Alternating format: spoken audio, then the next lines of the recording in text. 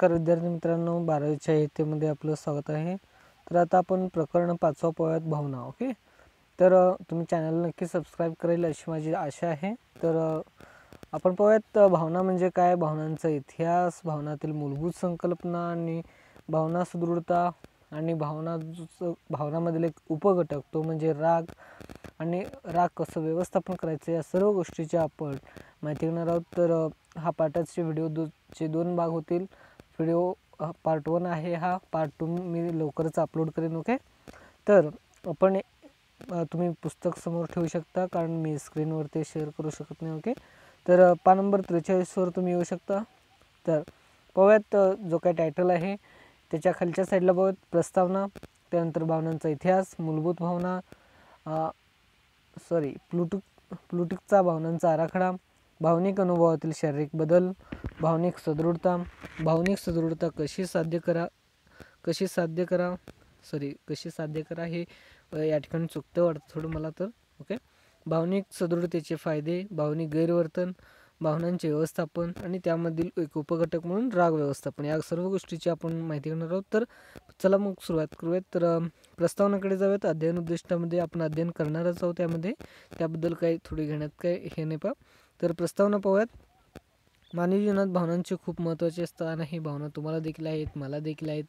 आता तुम्ही एक चांगल्या पद्धतीने अभ्यास करत असाल तर तुमच्यामध्ये देखील एक भावना जन्म देत असतो, राग असतो, दुःख असतो, इत्यादी जे काही भावना व्यक्त करण्याचे साधन आहेत, ते काही भावना आहेत, या सर्वांमध्ये असतातच आहे पा। भावना विरहित जीवनाची आपण कल्पनाही करू शकत नाही। जसे अन्नपदार्थामध्ये मीठ नसेल तर तो बेचव लागतो, तसेच जीवनात भावनाच नसतील तर जीवन निरस बनेल। म्हणजे भावनांना बघा केवढं महत्त्व आहे। एखाद्या पदार्थामध्ये तुम्हाला मीठ नसलं तर आपण ते खात नाही किंवा ते चांगलं वाटत नाही पा। तर तशा प्रकारे माणसातील जीवनामध्ये एक मीठ असल्यासारखं आपली भावना असते पा। ओके, तर भावना जीवन रुचिपूर्ण बनवतात। म्हणजे जे काही पदार्थ जे काही आहे ते मीठ रुचिपूर्ण बनवतं, तशा प्रकारे भावना हे देखील माणसाच्या जीवनासाठी एक रुचिपूर्ण बनवतात। त्यानंतर जीवनात भावनाच नसतील तर ते कंटाळवाणे, एकसूत्री व यांत्रिक पद्धतीने होईल। भावनामुळेच जीवनात विविध रंग भरले गेलेले आहेत। आता यांत्रिक पद्धतीने या ठिकाणी म्हटलं आहे मागच्या ओळीमध्ये, तर यांत्रिक पद्धतीमध्ये तुम्हाला रोबोट दिसेल तर रोबोट हा एक त्याला भावना नसतात पहा, हे एक देखील यांत्रिक पद्धत आहे। म्हणजे त्याला भावना नसल्यामुळे तो या गोष्टी स्वीकारू शकत नाही पहा। तर प्रत्येक व्यक्ती आपल्या पद्धतीने आपल्या भावना हाताळते व व्यक्त करते। भावनामुळे आपले जीवन अधिक उद्देशपूर्ण व अर्थपूर्ण बनलेले असते। म्हणजे भावनामुळे आपले जीवन एक चांगले प्रकारे जगता येते पहा। ओके, तर या ठिकाणी भावनांचा इतिहास पाहूयात। ओके, तर या ठिकाणी पहिला कृती आहे ते पाहूयात। तर मी सर्वच घटकामध्ये किंवा सर्वच पाठामध्ये कृती वगैरे जवळपास मी पूर्ण करत आले पहा। म्हणजे जे काही मागच्या वेळेस देखील कृती काही मी पूर्ण देखील केल्या स्वतःहून। ओके, तर पाहूयात कृतीवरच आधारित काही स्पष्टीकरण वगैरे असतात। तर कृती पहिला, पुढील घटनांचा विचार करा व या परिस्थितीत प्रत्येक व्यक्तीचे काय अनुभवलेले असेल याबाबतीत नोंद करा। आता पाहूयात एखाद्या व्यक्ती त्या प्रसंगाला कशी भावना उद्भवू शकते ते पाहूयात। ओके, तर पहिला उदाहरण आहे या ठिकाणी, आज मेराचा इयत्ता 12वीचा निकाल आहे। तुमचा देखील 10वीचा असताना तुम्ही कशा पद्धतीने भावना तुमच्या येत होत्या तुम्हाला माहिती असेल। ओके, तिला असे समजले की ती महाविद्यालयात सर्वप्रथम क्रमांकाने उत्तीर्ण झाली आहे। तर तुम्ही देखील जर झालात तर तुम्हाला कसा आनंद होईल, उत्साह होईल का नाही, हा अशा पद्धतीने। ओके, तर दुसऱ्या पद्धतीने पाहूयात, राहुलच्या आईची त्याच्या 18व्या वाढदिवसापूर्वीच काही दिवसा अगोदर निधन झाले। तर त्या ठिकाणी जो काही त्याला दुःख वगैरे होईल पहा। ओके, तर तिसरं पाहत, जुन्या फॅशनचे कपडे घातल्याबद्दल सुचिताच्या वर्गमित्रांची तिची थट्टा उडवली। म्हणजे त्या ठिकाणी लज्जास्पद त्या ठिकाणी तिची झाली पहा। तर चौथा पाहत, रात्री उशिरा पार्टीत जाण्यास पालकांनी परवानगी दिली नाही म्हणून यशने घरात भांडण केले। भांडण हे कशासाठी करतं माणूस, तर राग आल्यावर त्या ठिकाणी त्याचं जे काही त्यांनी त्या ठिकाणी भांडण काढले पहा। तर पाहूयात आपण पान नंबर 44 वरती येऊ शकता। ओके, जर तुम्ही वरील प्रत्येक कुमारवयीन म्हणजे तुमच्यासारखे असणारे हे कुमारवयीन मुले आहेत पहा ते उदाहरणामधील। ओके, तर व्यक्तीचे निरीक्षण केले तर तुमच्या लक्षात येईल की या यातील प्रत्येक व्यक्ती वेगवेगळ्या परिस्थितीतून जात आहे. तर त्या ठिकाणी तुम्हाला दिसेल परिस्थिती, भांडण काढणे असेल किंवा एखादा निकाल लागणे असेल किंवा एखादी निधनाचा धोका आहे, निधन झालेला एक दुःखाद अनुभव असेल, अशा प्रकारची जी काही परिस्थिती आहे ती त्या ठिकाणून जात आहे पहा. तर उदाहरणातील प्रत्येक व्यक्ती वेगवेगळ्या भावनांचा अनुभव घेत आहे. मीराला तिच्या यशामुळे आनंदाचा अनुभव येईल. तर या ठिकाणी दिलं आहे मीरा जी काही आहे ती या ठिकाणी तिला जो काही आहे तो आनंद होईल पहा. तर राहुलला दुःखाचा अनुभव येईल, म्हणजे त्याचा वाढदिवसास त्याची आईचा निधन झाला असं म्हणू शकतो आपण. तर सुचिताला लज्जास्पद वाटेल. तर यशला पालकांविषयी राग वाटेल. हा शेवटचं उदाहरण आहे पहा. तर पाहूत डॉक्टर टी.पी.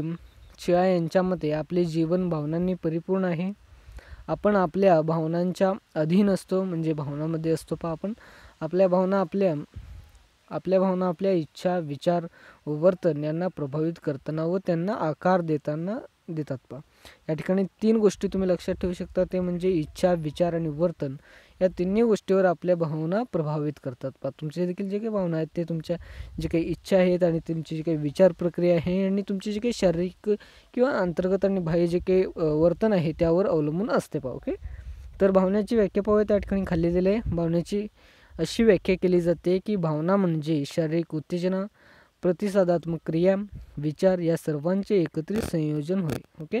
तर ते ज्या ठिकाणी शारीरिक उत्तेजना मिळते, म्हणजे शारीरिक जे काही बदल घडून येतात आणि जे काही उद्दीपक दिसल्यामुळे त्या ठिकाणी जे काही त्याची प्रतिक्रिया आपण देत असतो आणि त्यानंतर आपल्यामध्ये विचार ही जी काही प्रक्रिया आहे ती सुरू असल्यामुळे त्या ठिकाणी भावना निर्माण होत असतो पहा. ओके. तर ही व्याख्या तुम्ही नोट करून घेऊ शकता. ओके. तर जेव्हा रात्री रस्त्याने आपण एकटे जात असतो तेव्हा रस्त्याच्या एका कोपऱ्यात काही लोकांची हालचाल दिसली तरी आपण अचानक खूप सतर्क होतो. ते लोक काय करू शकतील किंवा आपले कितपत नुकसान करतील याविषयी अनेक विचार आपल्या मनात सुरू होतात. तर आपल्याला देखील हे प्रसंग आठवला असेल, तुम्हाला देखील झालेला असेलच, म्हणजे तुम्ही 18व्या वर्षापर्यंत साधा प्रसंग एखादा अनुभवला असेलच नक्की. तर आपले हातपाय गुटलेले असतात व अशा घाबरलेल्या अवस्थेत धावण्यासाठी व संकटातून सुटका करण्यासाठी आपण स्वतःला तयार करतो. म्हणजे त्या ठिकाणी जी काही भावना आहे ती या ठिकाणी घाबरलेली असते आणि त्यामुळे आपण त्या ठिकाणी लढा किंवा पळा अशा पद्धतीने आपण करून त्या ठिकाणी आपली शारीरिक उत्तेजना आहे ते त्या ठिकाणी बाहेर पडते. आपल्या मेंदू जो काय आहे तो शरीराला संदेश देतो की बाबा इथून पळ आणि जीव वाचवा अशा प्रकारे. ओके. तर दुसरा पॅराग्राफ पुढे जाऊयात. ऐतिहासिकदृष्ट्या विविध सिद्धांताच्या माध्यमातून भावना, विचार व वर्तन यातील संबंध समजून घेण्याचा प्रयत्न केला जातो. म्हणजे जे काही ऐतिहासिक म्हणजे इतिहासातील जे काही गोष्टी आहेत त्या गोष्टीच्या आधारावर आपण आपले जे काही विचार आहेत, जे काही वर्तन आहे ते आपण समजून घेण्यास प्रयत्न करतो पहा. त्यानंतर आता आपण भावनेविषयी काही मूलभूत सिद्धांत पाहू. या ठिकाणी 3 सिद्धांत दिलेत पहा. जेम्स लॅक आणि कॅनन बार्ड आणि शॅक्टर आणि सिंगर यांचे सिद्धांत आहेत पहा. तर तुम्हाला जर सिद्धांत समजला नसेल तर पुढचा हा स्क्रीनवर पाहू शकता तुम्ही. पुढचं तुम्हाला जर आकृती आहे त्याच्यावरून तुम्हाला हे पूर्ण जो काही सिद्धांत आहे तो समजण्यास मदत होईल पहा. म्हणजे या जो काही स्क्रीनवर आहे तो पूर्णपणे त्या ठिकाणी मांडलेली आहे. तर त्या ठिकाणी आधी माहिती पाहूयात. जेम्स लॅक सिद्धांत, विल्यम जेम्स व कार्ल लॅक. आता जेम्स लॅक हे एकच राहून नाही पहा, 2 जण आहेत त्यात. याचा असा विश्वास होतो की प्रथम शारीरिक उत्तेजना निर्माण होते व त्यानंतर आपण भावना अनुभवतो. म्हणजे आपण शारीरिकदृष्ट्या त्याला पाहतो आणि त्यानंतर आपल्यामध्ये भावना त्या ठिकाणी निर्माण होते पहा. म्हणजे याचा सिद्धांतानुसार आपण दुःखी असतो म्हणून रडत नाही, तर आपण रडतो म्हणून आपण दुःखी आहोत. म्हणजे या ठिकाणी आपण रडणे हे कधी असतं, आपलं दुःखात असतं पहा. त्यामुळे आपण जेव्हा रडतो तेव्हा दुःखी असतो का? नाही, आपण रडत असल्यामुळे आपण दुःखी असतो असं यांचं म्हणणं आहे पहा. यांचं सिद्धांतांचं म्हणणं आहे. ओके. तर दुसरे पाहूयात कॅनन आणि बार्ड यांचे. तर वॉल्टर कॅनन आणि फिलिप बार्ड हे जेम्स लॅक यांच्या मताशी असहमत आहेत. म्हणजे हे काही मागचे जे काही शास्त्रज्ञ आहेत त्यांच्यापेक्षा त्यांनी दुसरी त्या ठिकाणी व्याख्या मांडण्याचा प्रयत्न केले पहा किंवा सिद्धांत मांडण्याचा. तर फक्त शारीरिक उत्तेजनामुळे विशिष्ट भावनिक अनुभव येत नाही. म्हणजे शारीरिक या ठिकाणी उत्तेजन या ठिकाणी सर्वप्रथम त्यांनी सांगितलं आहे पहा जेम्स आणि लॅक्स यांनी. याच्या प्रकारे त्यांनी या ठिकाणी भावना निर्माण होऊ शकत नाही असं म्हटलेलं आहे. कारण आपल्यामध्ये समान शारीरिक उत्तेजना निर्माण होऊनही भिन्न भिन्न भावना निर्माण होऊ शकतात. म्हणजे शारीरिक उत्तेजन त्या ठिकाणी घडून देखील भावना हे वेगळ्या प्रमाणे निर्माण होत असतात. आता उदाहरणार्थ पाहूया, या ठिकाणी दिलं आहे, आपण दुःखी असतानाच रडत नाही, तर जेव्हा आश्चर्यचकित होतो किंवा खूप आनंदी होतो तेव्हाही रडतो. उदाहरणार्थ खुशी की असो, ओके. अशा म्हणजे जेव्हा आनंदात असतो तेव्हा देखील आपण रडत असतो, कारण त्या क्षणी आपल्याला माहीत असते की आपण कशा पद्धतीने आनंद वगैरे मिळवला, ओके. तर अशा पद्धतीने आपण त्यांच्या मतानुसार आपल्या शारीरिक उत्तेजना व भावना एकाच वेळी परंतु स्वतंत्रपणे अनुभवतो. ज्यावेळी आपण भावना अनुभवतो त्यावेळी आपली सहानुभूती, मज्जासंस्था, रडणे, हृदय धडधडणे इत्यादी शारीरिक उत्तेजना घडून आणते. म्हणजे आपण जेव्हा रडत असतो तर त्यावेळेस जे काही शारीरिक बदल आहेत ते देखील त्या ठिकाणी घडून येत असतात पहा. त्यामुळे आपल्या भावनांची त्या ठिकाणी जाणीव होते. तर तिसरा पॉईंट, तर शॅक्टर आणि सिंगर यांचा द्विघटक सिद्धांत, ओके. तर शॅक्टर व सिंगर हे दोन शास्त्रज्ञ, त्यांचं पॉईंट, हे अनेक संशोधक हे मान्य करतात की आपले विचारामध्ये कोणकोणते घटक आहेत पहा. आपले संवेदन, स्मृती, अर्थबोधन यांचाही समावेश होतो. देखील भावनांच्या अनुभवात योगदान देतात. तर आपली शारीरिक उत्तेजना आपल्या विचार प्रक्रियेशी संवाद साधते. त्यानंतर आपणास भावनांची अनुभूती येते. म्हणजे त्या ठिकाणी आपण जेव्हा विचार करत असतो किंवा त्या ठिकाणी जे काही भावना उद्भवण्याचा प्रयत्न करतो, तर त्या ठिकाणी भावनांचे योगदान आणि शारीरिक उत्तेजन यांच्याशी जे काही परस्पर प्रक्रियेतील संवाद घडत असतो त्यावेळेस आपण त्या ठिकाणी भावना निर्माण करत असतो पहा, ओके. तर दुसरा पॅरेग्राफ पाहूयात. आधुनिक मानसशास्त्रज्ञांच्या मतेही मेंदूतील ॲमेगडाला सारखे विशेष भावनांच्याही अनुभूतीत महत्त्वपूर्ण ठरतात. तर आधुनिक शास्त्रज्ञांच्या मते भावनातील जटिलतेनुसार मेंदूत निरनिराळ्या प्रकारे त्यावर प्रक्रिया होते. तर या ठिकाणी थोडक्यात दिले आहे. तर शास्त्रज्ञांच्या मते, आधुनिक शास्त्रज्ञातील, तर तुम्ही 45 पानांबरोबर या आकृती बघूयात. थोडं तुम्हाला समजलं असेलच. इथलं जे काही वाचलं तेच या ठिकाणी आकृतीमध्ये दिलं आहे, ओके. तर समोरून वेगाने येणारी गाडी हे एक उद्दीपकाचे संवेदन. उद्दीपक म्हणजे जे आपण बघतो आणि ते आपल्या मेमरीमध्ये जातं किंवा विचार प्रक्रियेमध्ये जातं. असे आपल्याला देखील समोर एक गाडी दिसली तर आपण काय करतो पाहूयात. आता आपण जेव्हा समोर आपल्या गाडी दिसेल तर त्यावेळेस आपण काय करत असतो, ते कोण सांगतं, तर पहिला कोणी सांगितलं तर आपण जेम्स लॅग यांच्याकडे जाऊ. तर आपण जेव्हा ती गाडी पाहतो तर त्यावेळेस आपण काय करतो असं जेम्स आणि लॅग म्हणतात ते पाहूयात. हृदयाची धडधड वाढते. त्यानंतर त्या ठिकाणी भीती ही भावना निर्माण होते, ओके. आता कॅनन आणि बार्ड यांनी काय म्हणतात, हृदयाची धडधड वाढते आणि भीती भावना, ह्या दोघांचं त्या ठिकाणी जरा सेमच आहे पहा, ओके. त्यानंतर शॅक्टर आणि सिंगर यांनी काय म्हणतात, हृदयाची धडधड वाढते आणि बोधनिक शिक्का म्हणजे मी घाबरलो आहे पुढे गाडी दिसल्यावर, ओके. त्यानंतर त्या ठिकाणी भीती ही भावना निर्माण होते पहा, ओके. तुम्हाला सिद्धांत समजला असेल, ओके. तर कृती दुसरा पाहूयात.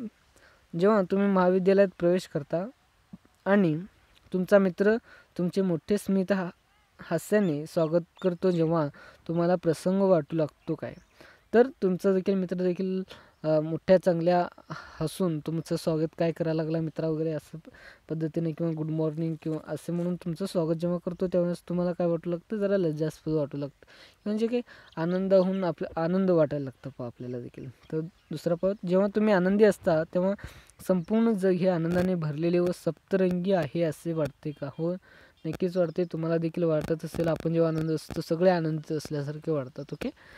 तुम्हाला देखील असं वाटत असतं पहा. आपण कधी अनुभवलेले आहे का की तुम्ही दुःखी आहात व तुमच्या मित्रांनी अचानक विनोद केल्यावर तुम्ही हसलात व तुमच्या मनात पुन्हा सकारात्मक भावना येऊ लागल्या?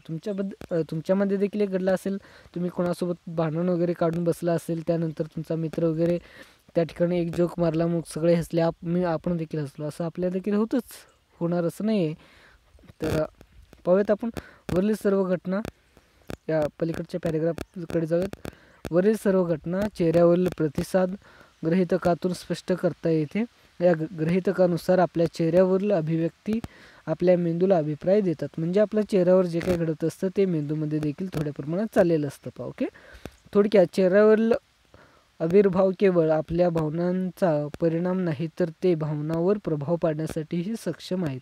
म्हणजे चेहऱ्यावर जे काही दिसतं ते आपल्या भावनांवर देखील प्रभाव पडत असतं. म्हणून जास्त वेळा व पुन्हा पुन्हा हसणे आपल्याला अधिक आनंदी बनवते. म्हणजे तुम्ही पहिल्या एका जर जास्त हसणारे लोकांचे डोळे देखील लहान असतात पहा, तुम्ही पाहिलं असेल तर. म्हणजे ते डोळे खूप बारीक करून हसतात पहा. म्हणजे आणि त्यांचे डोळे देखील खूप असं लहान होताना दिसतात. ओके, त्यामुळे शारीरिक बदल देखील घडून येतात पहा. हा जरा बाहेरचा घटक आहे. त्यानंतर पाहूयात आपण मूलभूत भावना. ओके, तर या ठिकाणी आहे मूलभूत भावना. तर मूलभूत भावनामधील पहिल्या या ठिकाणी कृती पाहूयात आधी, नंतर तिकडे जाऊयात. ओके, कृतीमध्ये या ठिकाणी दिले, खालील आकृतीमधील चेहऱ्याचे बारकाईने निरीक्षण करा व प्रत्येक चेहऱ्यावर कोणकोणती भावना व्यक्त होते आहे ते लिहा. त्यापैकी सकारात्मक व नकारात्मक भावना तुम्ही ओळखू शकता काय? तर नकारात्मक म्हणजे जे काही चांगल्या भावना आहेत आणि सकारात्मक म्हणजे जे काही चांगल्या भावना आहेत आणि नकारात्मक म्हणजे जे वाईट आहेत. आता पहिल्यामध्ये तुम्हाला त्या ठिकाणी थोडक्यात नकारात्मक भावना दिसेल, दुसऱ्यामध्ये देखील नकारात्मक भावना दिसेल, तिसऱ्यामध्ये थोडी सकारात्मक भावना दिसेल पहा, त्याच्यामध्ये देखील.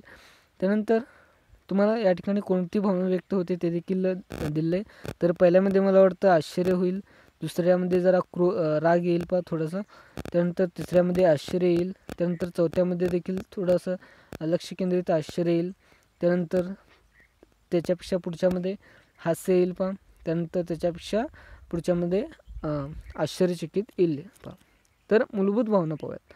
या ठिकाणी दिले, श्रीमंत असणे, लोकप्रिय बनणे किंवा सुंदर दिसणे म्हणजे जीवन नाही. तुम्ही देखील श्रीमंत आहे किंवा लोकप्रिय आहे किंवा सुंदर आहे यामध्ये तुमचं जीवन आहे का? नाही. तर वास्तवाचे भान असणे, नम्र असणे आणि तुम्ही खरे जसे आहात तसे असणे म्हणजे जीवन. म्हणजे ते या ठिकाणी म्हणजे काही मूलभूत भावनांनुसार या ठिकाणी जीवनाची थोडक्यात व्याख्या दिलेली आहे.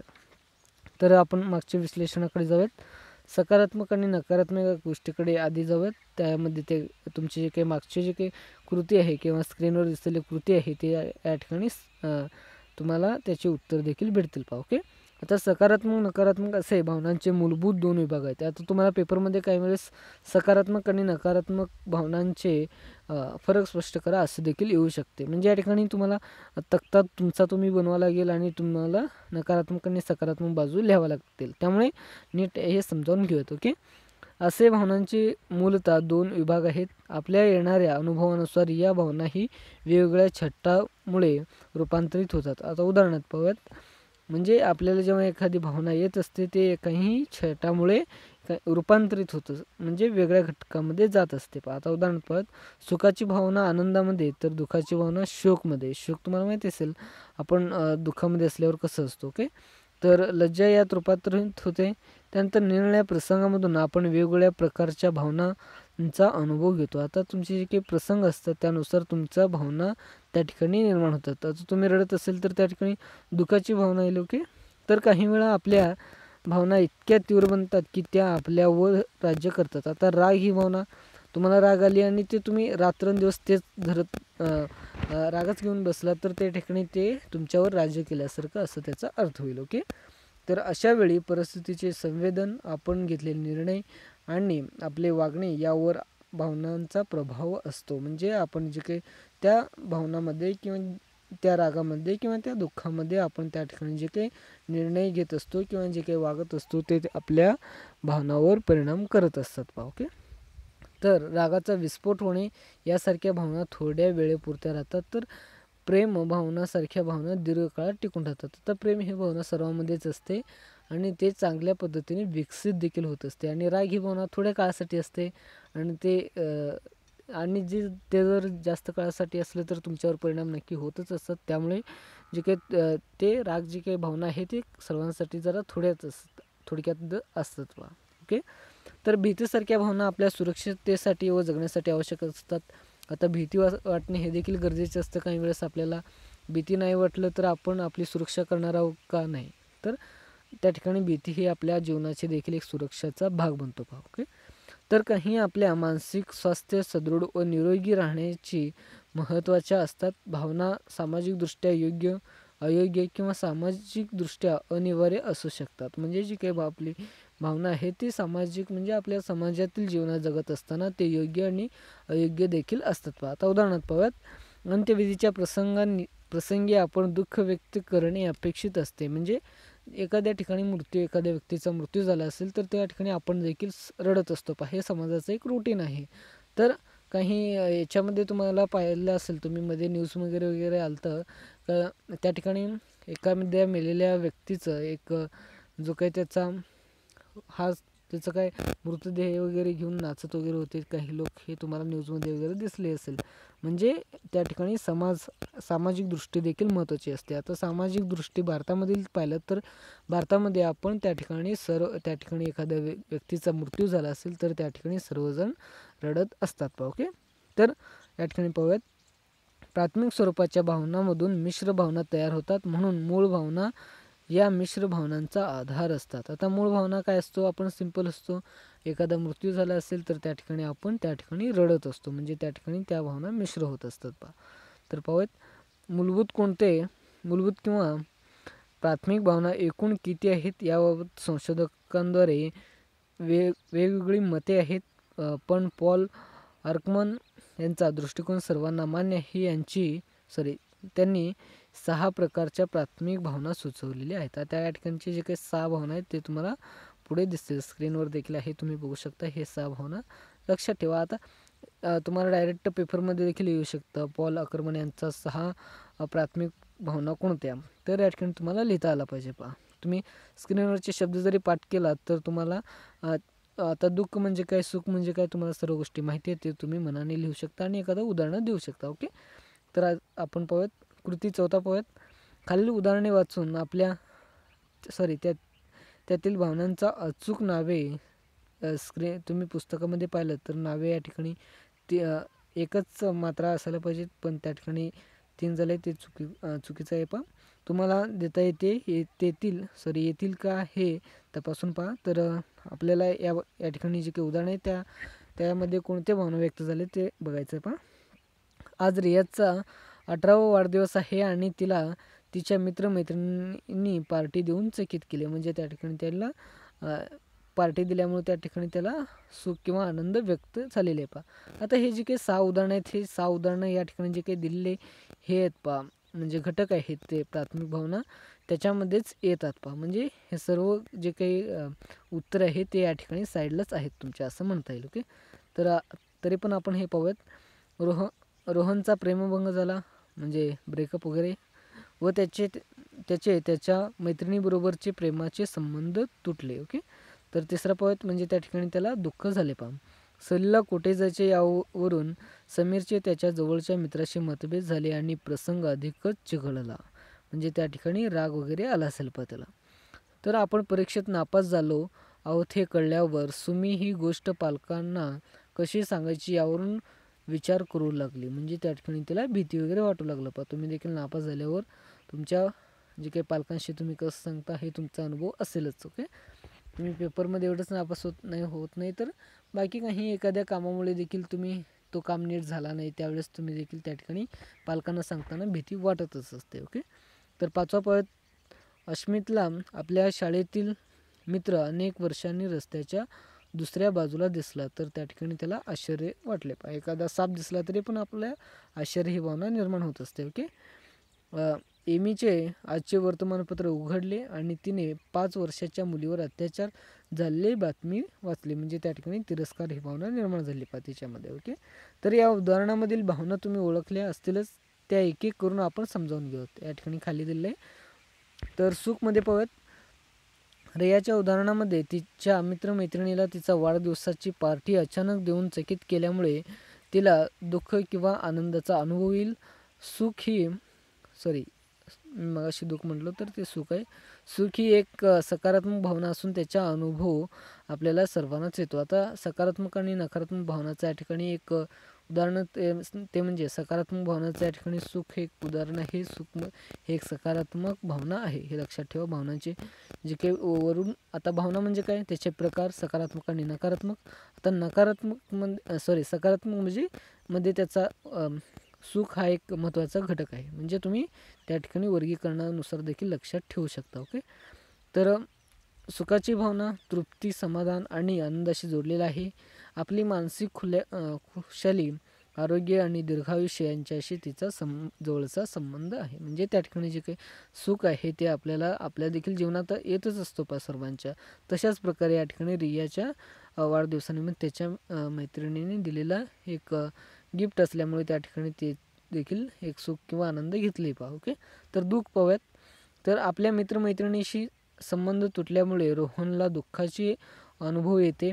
निराशा, दुःख आणि नैराश्य दुःख भावनेची वैशिष्ट्य आहेत. सुखाप्रमाणेच दुःखांचाही आपल्याला अनेक वेळा अनुभव येतो. आता तुम्ही देखील दुःखी झालेले असतात नक्कीच, त्यामुळे सर्व गोष्टी तुम्हाला दुःखाबद्दल माहिती आहे. ओके, दुःखाचाही आपल्याला अनेक वेळा अनुभव येतो. दुःख वाटणे हे सर्वसामान्य आणि नैसर्गिक असले तरी दीर्घकालीन दुःख निराशेच्या स्वरूपामध्ये रूपांतरित होऊ शकते. म्हणजे एखाद्या ठिकाणी तुम्ही जर दुःख तसंच घेऊन बसला तर सारखंच दुःखीच राहाल तर तुमच्या आयुष्यात ते एक नकारात्मक बाजू त्या ठिकाणी निर्माण होईल पहा. ओके, तर अर्थातच दुःखाला तोंड देण्याचे विविध मार्ग आहेत. त्याचे भावनिकदृष्ट्या स्थिर होण्यास मदत होतील. म्हणजे दुःखातून आपल्याला देखील दुःख होणे हे महत्त्वाचे आहे, पण जास्त वेळ दुःखात राहणे हे देखील महत्त्वाचे नाही पहा. ओके, तर राग पाहूयात. मित्रांशी मतभेद झाल्याने समीर रागाचा अनुभव येईल. राग ही अशी तीव्र म्हणजे शक्तिशाली भावना आहे की ज्यामध्ये शत्रुत्व, विद्रोह आणि विफलता यांचा समावेश होतो. म्हणजे त्या ठिकाणी शत्रू वगैरे आपल्याला निर्माण होत असतात. रागामध्ये आपण कोणकोणत्या गोष्टी करत असतो आपल्याला देखील माहिती आहे. तुम्हाला देखील राग येतच, किंवा तुम्ही कोणाला राग आलेल्याबद्दल त्यांनी काय केलं असेल तुम्ही पाहिलं असेलच. तुमचे देखील शिक्षकांना राग आल्यावर ते कसं ओरडतात, या सर्व गोष्टी तुम्हाला तुमच्या रोजच्या जीवनातील आहेत पहा. ओके, तर चेहऱ्यावरील भाव, देहबोली, आवाजाचा स्तर, आक्रमक वागणूक यातून राग व्यक्त होतो. आता या ठिकाणी चेहऱ्यावरील भाव नक्कीच बदलतो राग आल्यावर. त्यानंतर आवाजाचा स्तर मोठ्याने वगैरे होत असतो पहा क्रोधात. ओके, आणि आक्रमक वर्तन म्हणजे एक तुम्हाला आक्रमक वर्तन म्हणजे नक्कीच माहिती असेल. म्हणजे जे काही आपलं वर्तन आहे ते देखील एक आक्रमकतेच्या स्वरूपाचा निर्माण होतो पहा. ओके, तर राग दुधारी तलवारीप्रमाणे आहे. म्हणजे राग ही खूप चांगली आणि वाईट देखील आहे पहा. ओके, दुधाची तलवार माहिती आहे आपल्याला. ओके, तर भीती पाहूयात. चौथा, तुम्ही पालकांना आपल्या परीक्षेत नापास झाल्याचे सांगण्याच्या कल्पनेने भयभीत असल्याने तिला भीतीचा अनुभव येईल. म्हणजे त्या ठिकाणी जे काही भीती आहे ते त्या ठिकाणी येईल पहा तिला. म्हणजे ती परीक्षेत नापास झाली म्हणून आपल्या वडिलांना सांगण्यासाठी त्या ठिकाणी भीती. ओके, तर उत्क्रांतीचा विचार करता जगण्याच्या दृष्टीने भीती ही भावना देखील एक तीव्र शक्तिशाली भावना आहे. भीतीमधून धोका व्यक्त होत असल्याने ही भावना लढा किंवा पळा यांच्याशी जोडली असतात. आता भीती म्हणजे त्या ठिकाणी ती जर एखाद्या ठिकाणी तुम्ही गेलात तर आपल्याला ते दिसलं काहीतरी तर आपण त्या ठिकाणी काय करत असतो, भीती वाटते. आणि भीती वाटल्यावर त्या ठिकाणी आपण लढा किंवा पळा अशी भावना त्या ठिकाणी उद्भवते आणि आपण त्या ठिकाणी आपल्या सुरक्षेसाठी आपण त्या ठिकाणाहून पळून येतो. ओके, तर आश्चर्य पाहूयात. पाचवा, रस्त्याच्या दुसऱ्या बाजूला शाळेतील अगदी जवळच्या मित्राला अचानकपणे पाहिल्यामुळे अस्मितला आश्चर्य वाटले. म्हणजे त्या ठिकाणी आश्चर्य ही भावना निर्माण झाली पहा. ओके, आश्चर्य भावना अनपेक्षित घटनेसाठी शारीरिकरित्या चकित होण्याशी संबंधित आहे. तुमचा देखील मित्र कधीतरी भेटल्यावर तुम्ही आश्चर्य होतच असता. ओके, आश्चर्याची भावना अस्मितच्या अनुभवाप्रमाणे सकारात्मक असते. हे सकारात्मक भावनामध्ये येतं, लक्षात ठेवा. तर तशीच ती नकारात्मक किंवा तटस्थ स्वरूपाची सुद्धा असू शकते म्हणले पहा या ठिकाणी. आता उदाहरणात पाहूयात.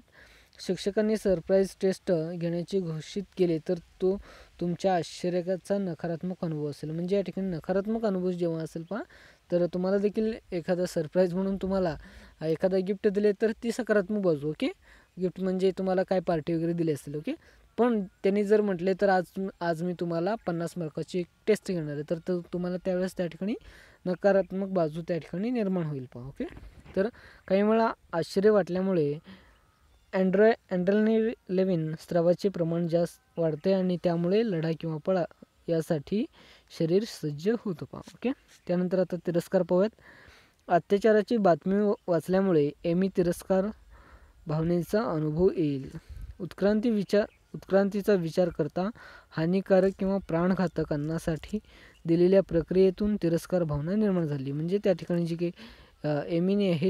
काही एमी आहे ती वर्तमानपत्र वाचल्यावर त्या ठिकाणी त्याचं जो काही बातमी होती ती त्या ठिकाणी तिरस्कार ही भावना उद्भवणारी होती पहा. ओके. तर त्यामुळे सर्वसाधारणपणे वाईट चवीच्या अन्नासाठी तिरस्काराची प्रतिक्रिया दिली जाते, परंतु नको वाटणारे प्रसंग देखील तिरस्कार निर्माण करतात. म्हणजे त्या ठिकाणी जे काही प्रसंग आहे ते त्याला नको वाटण्यासारखे आहे पहा.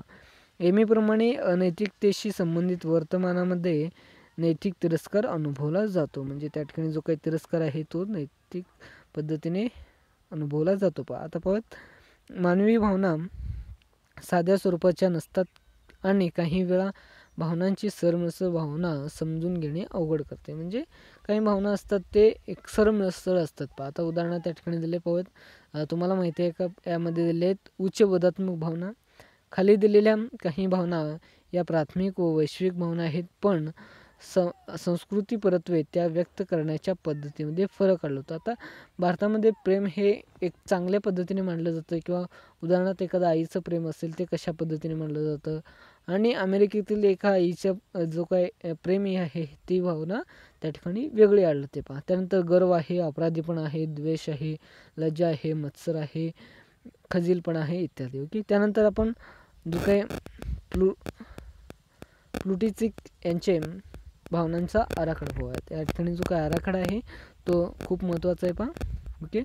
तर प्लुटिचिक यांच्या मते आपले अस्तित्व टिकवण्यासाठी संधी वाढवण्यातून भावनांचा विचार कालांतराने होत राहिला. म्हणजे त्या ठिकाणी जे काही संधी आहेत आपले अस्तित्व टिकवण्यासाठी, त्या ठिकाणी ते काही भावना असतात ते कालांतराने वाढ होत असतात पहा. ओके.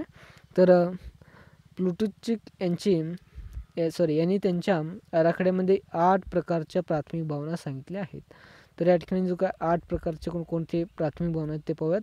तर आनंद आहे, विश्वास आहे, भीती, आश्चर्य, दुःख, अपेक्षा, क्रोध किंवा राग म्हणतो त्यालाच आपण. त्यानंतर तिरस्कार. प्रत्येक प्राथमिक भावनांचे विरुद्ध भावना आहेत. म्हणजे त्या ठिकाणी जे काही प्राथमिक भावना आहेत पहा त्यांच्या एक विरुद्ध भावना आहेत. आता उदाहरणार्थ पाहूयात, आनंद ही भावना दुःखाच्या भावनेच्या विरुद्ध आहे. भीती ही भावना भावनेच्या विरोधी आहे.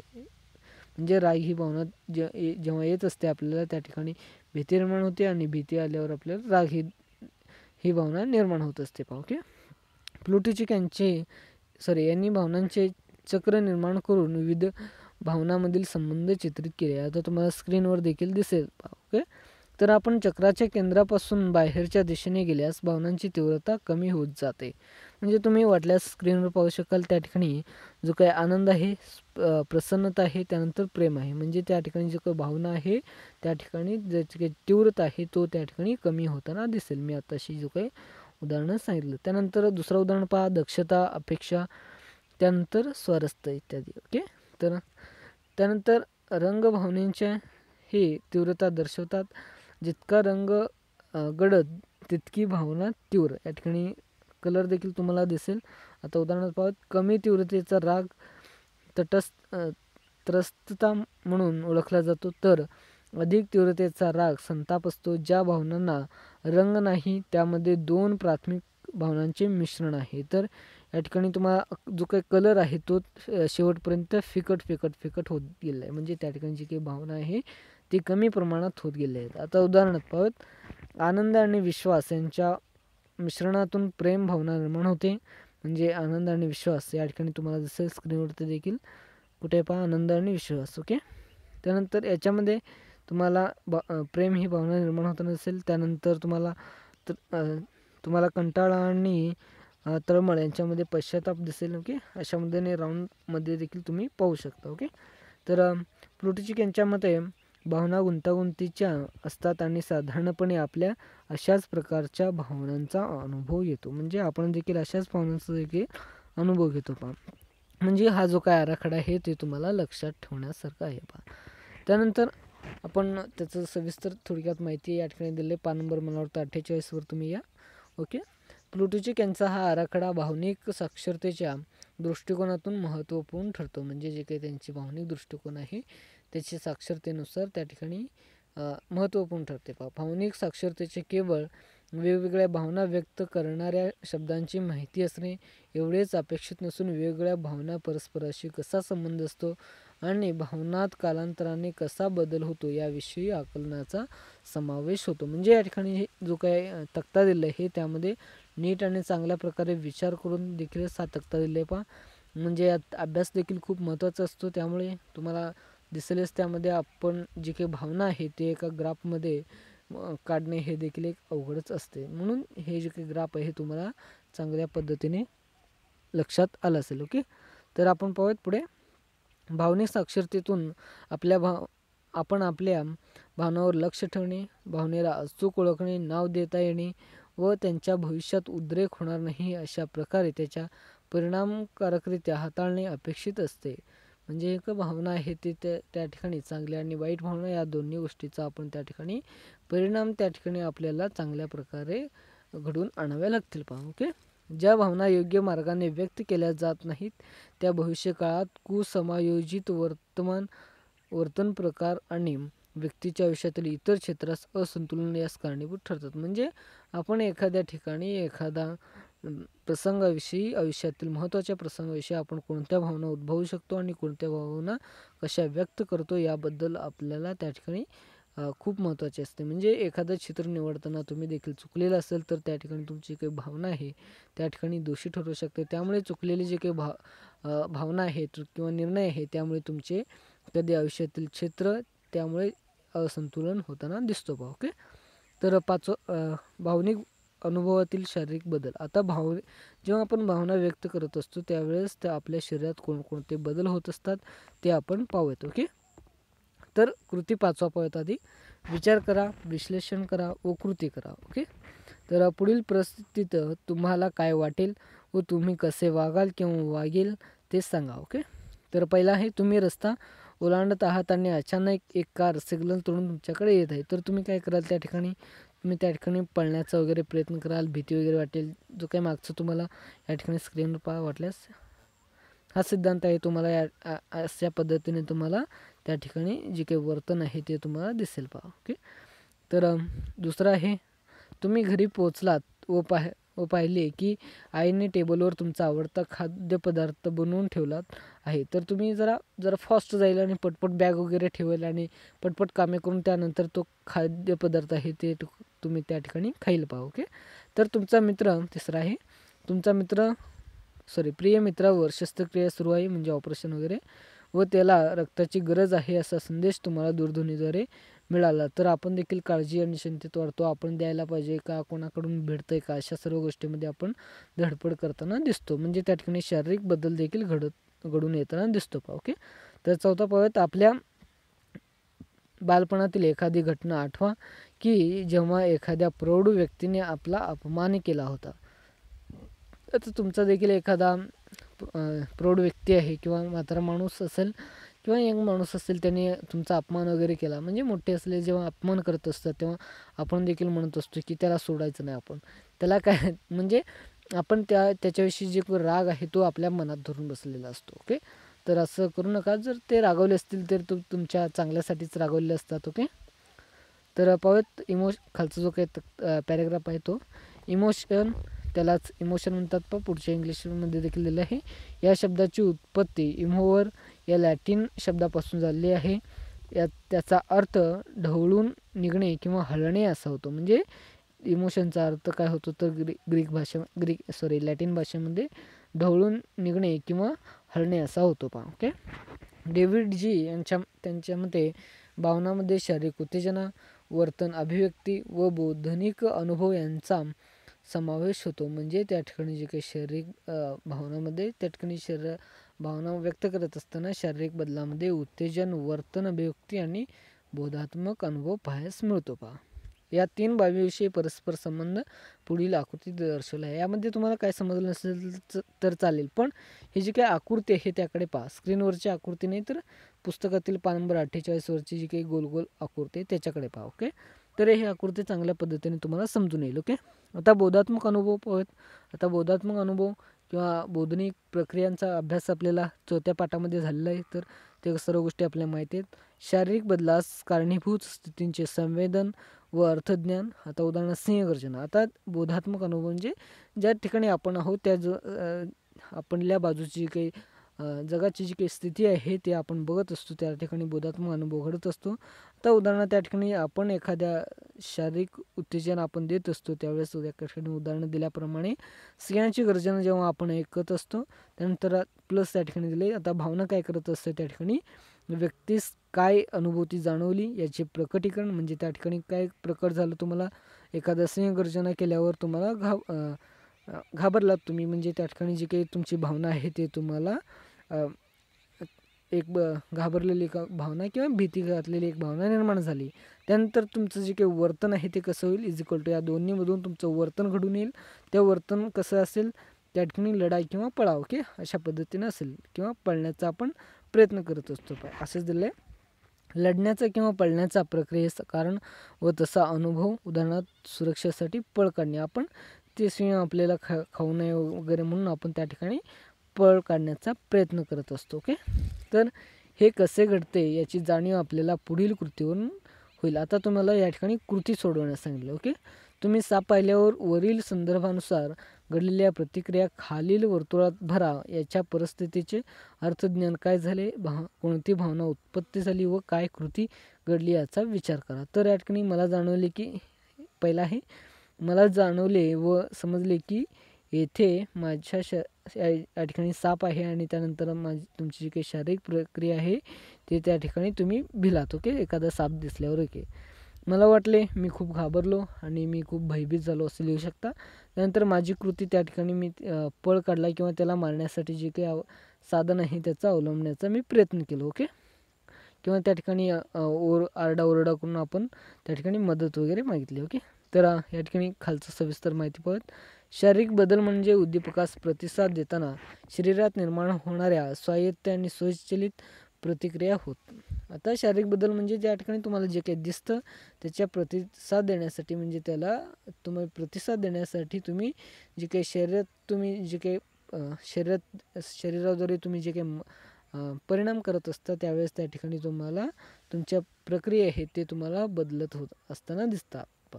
जर तुम्ही वरील परिस्थितीचे विश्लेषण केले तर काय घडले जेव्हा तुम्ही साप पाहिलात. ओके, तुम्ही या ठिकाणी तुम्हाला सविस्तर माहिती दिली, साप पाहिलात. ओके, तर बौद्धिक पातळीवर मेंदूमध्ये त्यांचे धोकादायक घटक म्हणून संवेदन घडले, म्हणजे साप हे काय धोकादायक घटक आहे म्हणून तुमच्या मेंदूला कळालं. ओके, हे संवेदन हा साप विषारी व जीवनास घातक आहे.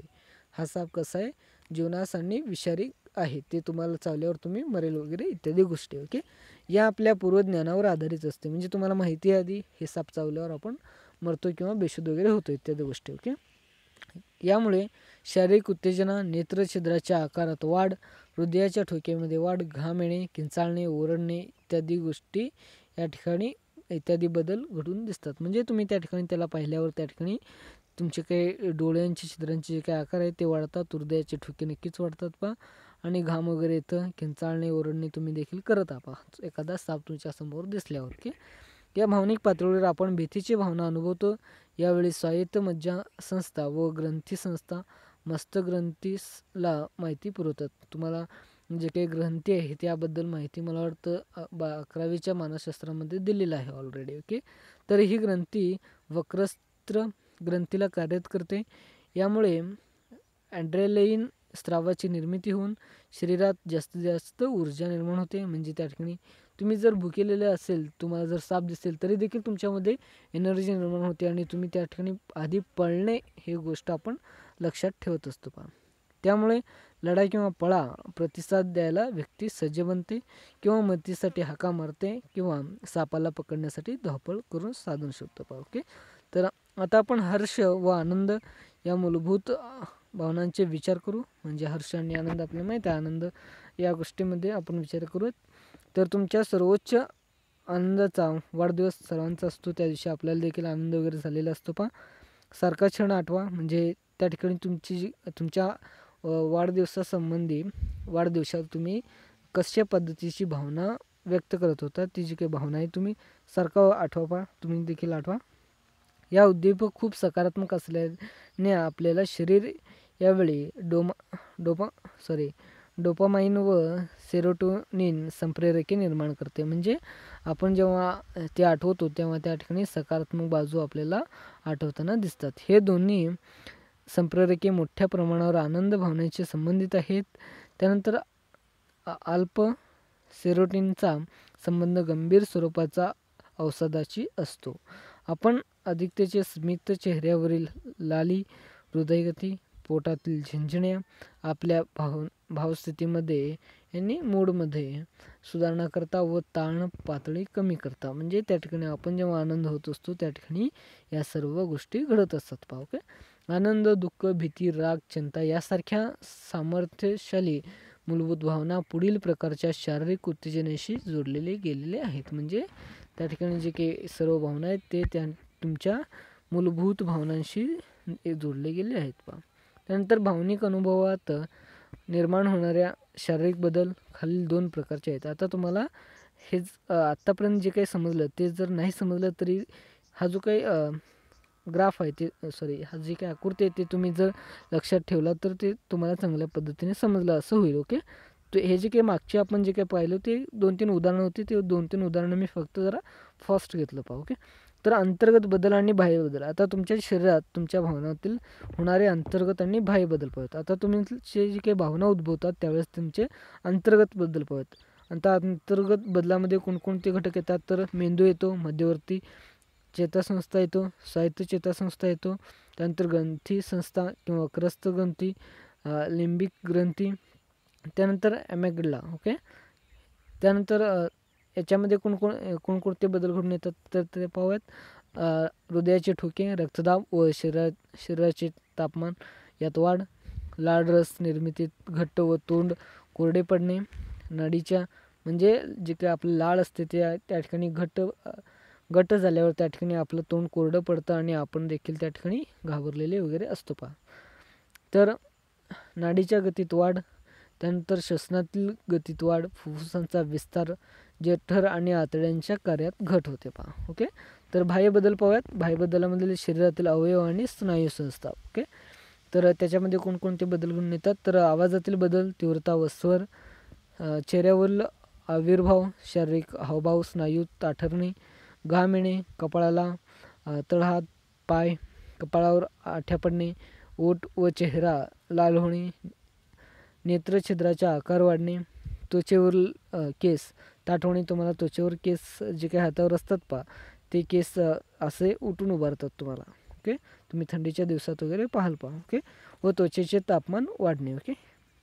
त्यानंतर हे जर तुम्ही 2 आकृती जरी लक्षात ठेवलात तर त्या ठिकाणी तुम्हाला भावनांचे जे काही अनुभवातील शारीरिक बदल आहे ते तुम्हाला समजलं असं याचा अर्थ होईल. ओके. आता कृती 7वा पाहूयात. कृती करा, निरीक्षण करा व चर्चा करा. ओके. आरशासमोर उभे राहा, खालील भाव चेहऱ्यावर आणून चेहऱ्याचे निरीक्षण करा. आता राग, लज्जा, भीती, आनंद, दुःख, आश्चर्य. आता तुम्ही देखील हे करू शकता. तुम्हाला देखील राग म्हणजे काय त्यावर तुमच्या चेहऱ्यावर कोणते बदल होतात ते तुम्ही आरशासमोर बघून निरीक्षण करू शकता. ओके. तर कोणत्या प्रकारचे बदल आपण आपल्या चेहऱ्यावरचे स्नायू, हृदयाचे ठोके, त्वचेचे तापमान या घटकामध्ये अनुभवलेले त्यांची नोंद करा व आपण आपल्या सहकाऱ्यांशी याविषयी चर्चा करा. म्हणजे त्या ठिकाणी तुम्ही ह्याविषयी जी काही चर्चा आहे ते तुम्ही तुमच्या मित्राशी करू शकता पहा. ओके. त्यानंतर आता आपण खालील एक माहिती पाहूयात. आता आपल्या जाणीव झालेली असेल की सकारात्मक नकारात्मक भावनाचा आपण शरीरावर कसा परिणाम होऊ शकतो. तुम्ही तुमच्या भावना कशा व्यक्त करतात व त्यांच्याशी सकारात्मक वृत्तीने कसा संबंध ठेवतात याबद्दल तुम्ही सजग असले पाहिजे. अनेक संशोधकातून असे सिद्ध झाले आहे की कृतज्ञ, सजगता, परोपकार, दया, तद्नुभूती, करुणा, क्षमाशील हे गुण अंगारलेले असता ते आपल्या भावना संतुलित करण्याच्या व रोजच्या जीवनात येणाऱ्या तणावग्रस्त आव्हानांना सामोरे जाण्याचे अत्यंत प्रभावी मार्ग ठरतात पहा. आता आपण सर्व जे काही पाहिलं त्यामध्ये तुम्ही भावना आणि भावनातील जे काही बदल आहेत तर त्यामध्ये सकारात्मक आणि नकारात्मक बदल आणि शारीरिक बदल या सर्व गोष्टींची तुम्ही लक्षात ठेवता. आता तुम्हाला समरी सांगायचं तर या सर्वमध्ये तर तुम्ही नकारात्मक आणि सकारात्मक जे काही भावनांचे गुण आहेत ते लक्षात ठेवा. दुःख, राग, त्यानंतर भीती अशा जे काही सर्व 4-5 घटक आहेत ते देखील लक्षात ठेवा. आणि शारीरिक बदलामध्ये कोणकोणते बदल घडून येतात अंतर्गत आणि बाह्य या सर्व गोष्टीवर तुम्ही लक्ष घाला. ओके. या सर्व गोष्टीतून तुम्हाला ही गोष्ट दिसेल पहा. ओके. त्यानंतर आता आपण भावनिक सदृढता पाहूयात. ओके. तर या ठिकाणी पहिल्यांदा एक तक्ता दिले ते पाहूयात. अंजिलला माहीत होते की तिच्या 12वीच्या पूर्वतयारी 2 आठवड्यात सुरू आहे. आता तुमचं देखील असेल, आता मी व्हिडिओ पाठवत आहे त्यानंतर तुमचे जे काही जानेवारीमध्ये वगैरे तुमची तयारी वगैरे सुरू असते पहा. ती खूप अभ्यास करत होती परंतु तिला वाटत होते, आता तुम्ही देखील अभ्यास करता ओके. 12वीचं पेपर 1-2 आठवड्यात असल्यावर तुम्ही देखील जास्त अभ्यास करत असता. त्याचे परिणाम कसे होतात ह्या तक्त्यामध्ये दिले आहेत. तर तुम्ही देखील असं जर करत असाल तर करू नका. तर अभ्यास करा, पण असं म्हणणं नाही की करू नका ओके. पण करा, पण त्याच्यावर नियंत्रण देखील ठेवत जावा. अभ्यास जास्त करून कोणकोणते तोटे होतात हे पॅराग्राफमध्ये दिले आहे. आता मी वाचतो ते पहा ओके. तर अभ्यासात जास्त वेळ देता यावा म्हणून तिने बाहेर जाणे बंद केले. तिने अभ्यासासाठी पुस्तक हातात घेतल्यावर ती एकाग्र होऊ शकत नव्हती. तिला वाटू लागले की हे खूप कठीण आहे व मी नापास होईन. माझे आईवडील माझ्यावर खूप निराश आहेत. आपण काय वाचतो आहोत हे न समजून घेता ती एकच पान पुन्हा पुन्हा वाचत होती. एकच प्रकरणावर खूप जास्त वेळ खर्च केल्यानंतर तिला अपराध भाव जाणवू लागला. परीक्षा जवळ आल्यावर तिला जास्त चिंता वाटू लागली व परीक्षेच्या 2 दिवस अगोदर तिला तीव्र ताप चढला. तिने तापामध्येच परीक्षा दिली. दुर्दैवाने तिला अपेक्षित गुण मिळवता आले नाही व ती निराश झाली. म्हणजे या ठिकाणी तुम्हाला दिसेलच आपण देखील 12वीची पूर्वतयारी 2 आठवडे अगोदर करायला गेलं तर असं होतं. त्यामुळे एखादं आपण 2-3 महिने अगोदर केलेलंच बरं ओके. तर करून तुम्ही पुन्हा ठेवू शकता. त्यानंतर 2 आठवडे अगोदर तुम्ही त्याचे पुन्हा एकदा रिव्हिजन वगैरे करून तुम्ही पेपरला वगैरे व्यवस्थितपणे जाऊ शकता. म्हणजे या ठिकाणी जे काही अशा पद्धतीने तुमची जी काही भावनिक अवस्था आहे त्या ठिकाणी तुम्ही होऊ नये यासाठी सांगणं हे गरजेचं असतं का ओके. तर या ठिकाणी माहिती पाहूया सविस्तर या ठिकाणी दिले भावनिक सदृढतेचे ओके. तर तुम्हाला असे वाटते का की येथे अंजली वेगवेगळ्या प्रकारची काही करू शकली असती. या व्यक्ती अभ्यासामध्ये वाईट निकाल हा शारीरिक आजार व ताप या कारणामुळे असा विचार करणे सोपे आहे, परंतु या अपयशामागे इतरही महत्त्वाचे कारणे असू शकतात असे तुम्हाला वाटते का. हां, तर आता 2च आठवडे असले तरी देखील आपल्याला तयारी करता येतं ओके.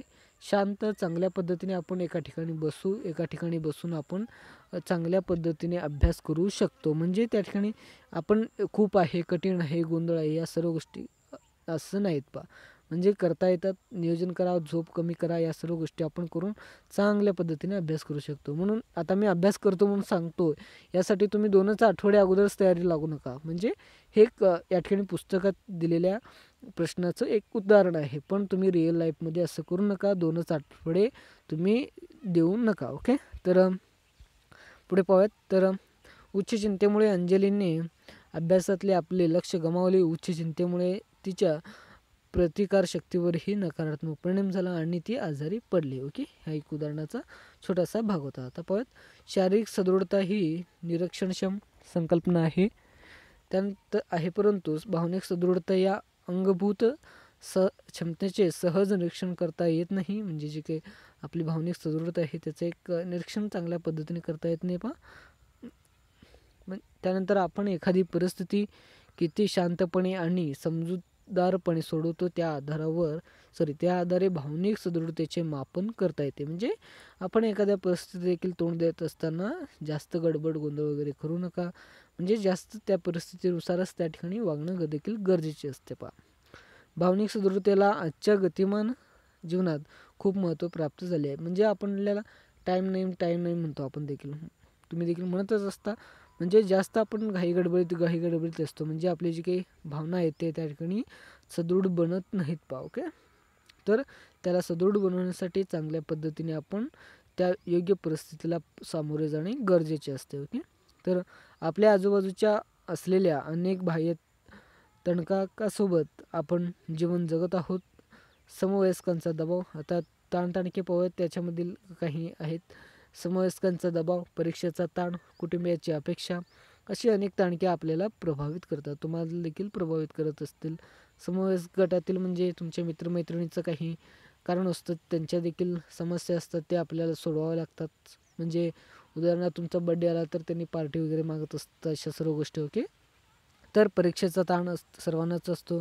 त्यानंतर कुटुंबाच्या अपेक्षा असे असते की आपण नोकरी करणे, त्यानंतर तुमची काही एखादा क्षेत्रामध्ये तुम्ही जायला पाहिजे. त्यानंतर या सर्व गोष्टी आपल्याला जे काही कुटुंबाकडून अपेक्षा असतात पहा. त्यानंतर पाहूयात भावनिक सदृढता म्हणून चांगले मानसिक स्वास्थ्य राखणे महत्त्वाचे असते. भावनिक सदृढता जीवनाचे महत्त्वाचे कौशल्य आहे. म्हणजे भावनिक सदृढता आपण एक चांगल्या पद्धतीने ठेवता आला पाहिजे. त्यामुळे आपल्या जीवनात एक महत्त्वाचे स्थान प्राप्त होऊ शकते. आता भावनिक सदृढता म्हणजे आधी ते समजावून पाहूयात. ओके. सकारात्मक व नकारात्मक अशा दोन्ही भावनांचे व्यवस्थापन करणे. आता आपण मागच्या पॅरेग्राफमध्ये सकारात्मक नकारात्मक या सर्व गोष्टींचा आपण चर्चा केली. तर त्या भावनामध्ये आपण सदृढता होण्यासाठी त्याचे योग्य व्यवस्थापन जर केला तर आपली भावना त्या ठिकाणी सदृढ बनत असते किंवा सुस्थिती बनत असते पहा. ओके. तर त्यामुळे आपण स्वस्थ व निर्मितीक्षम जीवन जगतो. मानव म्हणून नकारात्मक भावना आपण नेहमी अनुभवतो. म्हणजे तुम्ही देखील नकारात्मक भावना अनुभवायला पाहिजेलच. ओके. नकारात्मक भावना जगण्यासाठी मदत करतात. त्यामुळे आपण त्यांना टाळू शकत नाही. आपण हा विश्वास बाळगण्याची गरज आहे की या नकारात्मक भावना आपण हाताळू शकतोय. त्या आपणास चांगले जीवन जगण्यापासून रोखू शकत नाहीत. म्हणजे नकारात्मक भावना देखील आपण हाताळणे गरजेचे असते. म्हणजे नकारात्मक भावना जर आपल्या आयुष्यात आले तर आपलं आयुष्य खराब होतं असं आहे का? नाही. तर ते देखील यायला पाहिजे, पण त्याच्यावर मात करून आपली भावना सदृढता निर्माण करणे हे देखील गरजेचे असते पहा. अशा प्रकारे आपल्या भावनांचे व्यवस्थापन करणे व दडपण्याच्या परिस्थितीत न येणे हे देखील भावनांचे आरोग्याचे घटक आहेत पहा.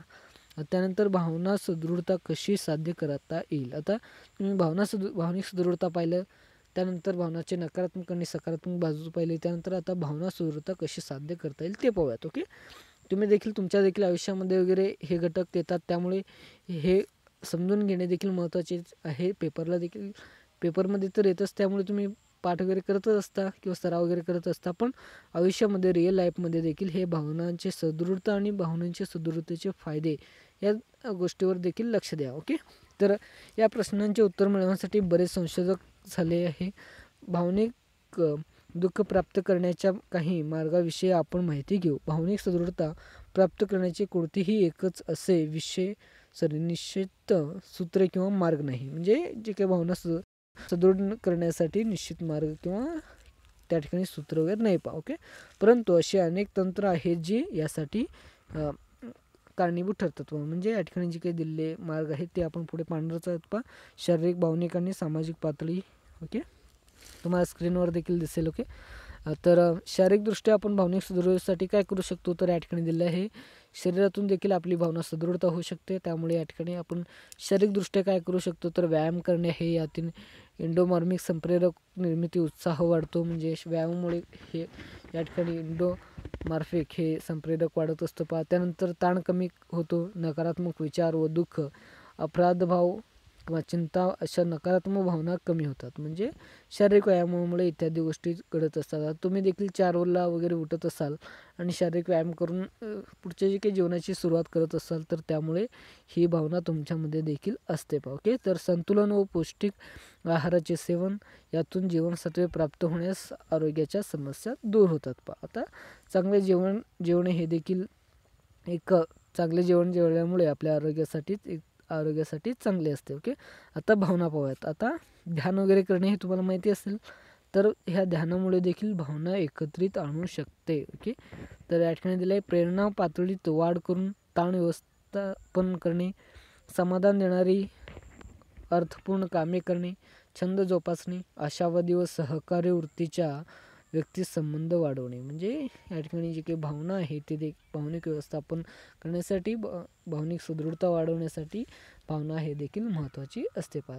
जे घडून गेले आहे त्याचा विचार करण्यापेक्षा भान ठेवून वर्तमानाचा विचार करणे यातून आपले भावनिक आरोग्य सदृढ होतात. म्हणजे त्या ठिकाणी जी काही भावना आहे ते सदृढ होताना दिसतात पहा. भावनिक पातळीमध्ये आपण देखील विचार केलो तर. ओके. आता सामाजिक पाहूयात. इतरांसोबत अर्थपूर्ण संबंध म्हणजे इतरांबरोबर आपण चांगले संबंध राखणे, इतरांना भेटणे हे देखील एक सामाजिक घटकामधील महत्त्वाचा घटक आहे. त्यामुळे आपली भावना सदृढता बनू शकते पहा.